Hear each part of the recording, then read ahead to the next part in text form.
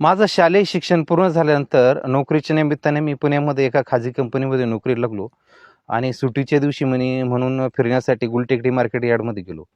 तर तिथं मला शेवग्याच्या शेंगा विक्रीसाठी आलेल्या पाहायला मिळाल्या आणि चौकशी केली असता समजलं की ह्या तामिळनाडू राज्यामधून इथे विक्रीसाठी ट्रकचे ट्रक भरून शेंगा येतात. आणि मग मनामध्ये कुतूहल असा तयार झाला की ह्या ट्रक भरून येणाऱ्या शेंगा जर तामिळनाडूतून इथपर्यंत येतात तर इथं त्याला भाव आहे, बाजारभाव आहे म्हणून त्या शेतकऱ्याला परवडतं. तर मग याची त्या काळात कुणी व्यापारी शेती करत नव्हतं. ग्रामीण भागामध्ये शेतीच्या बांधावर एक झाड, परसबागेत एक झाड एवढीच त्याची ओळख होती आणि व्यावसायिक शेती ही काही की त्या काळात केली जात नव्हती. पण तामिळनाडूतला शेतकरी याची व्यावसायिक शेती करत होता आणि म्हणून तिकडं आकर्षण तयार झालं. आकर्षण तयार झाल्यानंतर मी पुढील माहिती घेतली आणि त्याच्या अभ्यासासाठी तामिळनाडूमध्ये गेलो. तामिळनाडूमध्ये गेल्यानंतर समजलं की इकडे खूप मोठ्या प्रमाणावर याची व्यावसायिक शेती होते आणि शेती झाल्यानंतर मुख्यतः कोरडवाहूमध्ये हे पीक येतं.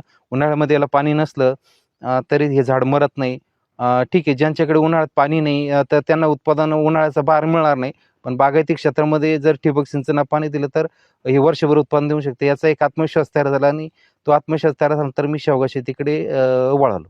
नाशिक जिल्ह्यातील कोरडवाहू सिन्नर तालुक्याच्या शहा इथल्या बाळासाहेब मराळे यांनी उत्सुकतेपोटी 1995-96 दरम्यान शेवगा शेतीची माहिती जमा करायला सुरुवात केली, ज्यातून जमा झालेल्या विविध बियांची पुढे आपल्या शेतात लागवड केली. ज्यात अवघी 10 ते 15 फूट विहीर असलेल्या कोरडवाहू शेती उत्पन्नाच्या तुलनेत योग्यरित्या जोपासलेला शेवगा समतोल उत्पन्न देत असल्याचं लक्षात येताच बाळासाहेब पूर्णवेळ शेतीत आले. पुढे योग्य बाजार, निर्यात, प्रक्रिया उद्योग आदींचा हा प्रवास सुरू असतानाच चविष्ट चवीचा सोबत गावरान सदृश्य लांबी असलेल्या रोहित 1 या शेवगा वाणाची निर्मिती केली. आज या शेवगा शेतीच्या माध्यमातून शेतकऱ्यांना आर्थिक समृद्धीकडे घेऊन जाण्यासाठी मार्गदर्शन देखील बाळासाहेब करतायत.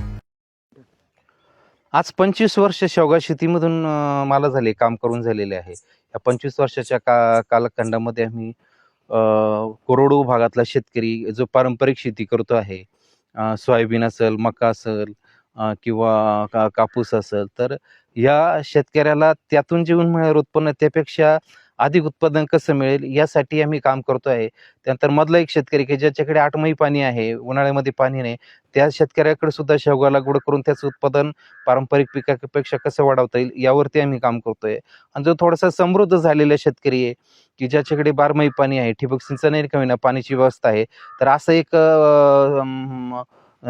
शेतकऱ्याचं उत्पादन चांगल्या गुणवत्तेचं घेऊन त्याची निर्यात पण कशी करता येईल, त्याची मार्केटिंग कसं करता येईल, म्हणजे शेतीची उत्पादकता कशी वाढवता येईल यावरती आमचं आजही पण काम चालू आहे.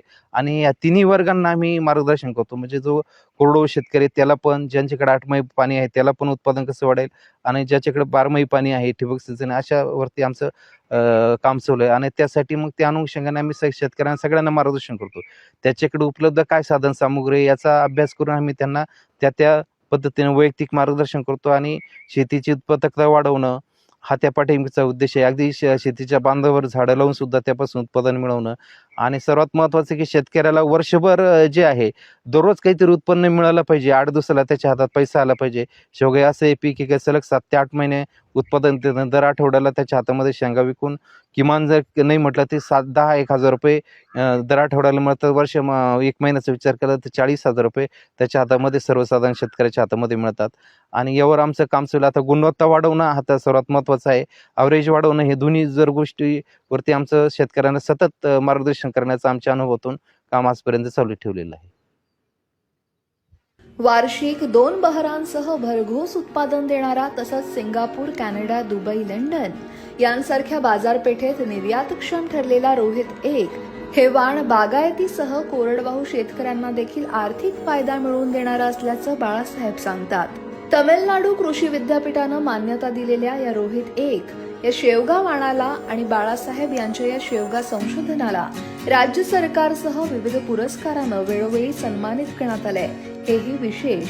आज शेतकऱ्यांना शेवगा लागवडीसाठी आपल्या 4 लाख रोप क्षमतेच्या रोपवाटिकेतून अल्प किमतीत रोप देत सोबत लागवड तंत्र, खत व्यवस्थापन, छाटणी, कीड व्यवस्थापन आणि यासोबतच विक्रीमध्ये थेट परदेशी निर्यातीपर्यंत मार्गदर्शन हे बाळासाहेब आपल्या मराळे पॅटर्न अंतर्गत करतायत, ज्यात राज्यासह राज्याबाहेरील 15,000हून अधिक शेतकरी मराळे पॅटर्न अंतर्गत शेवगा शेती करतायत. रवींद्र जाधव शिवूरकर सह ब्युरो रिपोर्ट, लोकमत ॲग्रो.com.